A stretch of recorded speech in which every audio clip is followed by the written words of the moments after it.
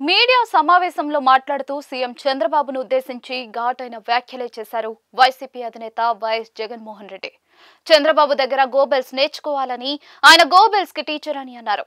రైతు సంతోషంగా ఉంటేనే రాష్ట్రం సంతోషంగా ఉంటుందని అన్నారు. తమ పాలనలో వ్యవసాయం పండగలా ఉంటే బాబు పాలనలో వ్యవసాయం దండగలా ఉందని అన్నారు జగన్మోహన్ రెడ్డి. తుఫాన్ను చంద్రబాబు కాబట్టి ఆపగలిగారు అనేలా బిల్డప్ ఇచ్చారని, తుఫాన్ బాధిత రైతులకు ₹1 సహాయం అందలేదని అన్నారు జగన్. చంద్రబాబు 19 నెలల పాలనలో 17 సార్లు ప్రకృతి వైపరీత్యాలు వచ్చాయని, 1100 కోట్ల ఇన్పుట్ సబ్సిడీ బకాయిలు ఇవ్వలేదని అన్నారు. ఈ రోజు 19 లక్షల మంది రైతులకు మాత్రమే రైతు బీమా అందుతోందని, చంద్రబాబు బకాయి ఉన్న ఇన్పుట్ సబ్సిడీ నిధులు ఎప్పుడు ఇస్తారో చెప్పాలని అన్నారు జగన్. అన్నదాత సుఖీభవ కింద ప్రతి ఏటా రైతులకు 20,000 ఇస్తామని చెప్పి కేవలం 10,000 ఇచ్చి 30,000 ఎగ్గొట్టారని అన్నారు జగన్మోహన్ రెడ్డి. రాష్ట్రంలో ఏ పంటకు మద్దతు ధర రావడం లేదని, తుఫాన్ వల్ల నష్టపోయిన రైతుల ధాన్యాన్ని కొనేవాళ్లు కూడా లేరని అన్నారు.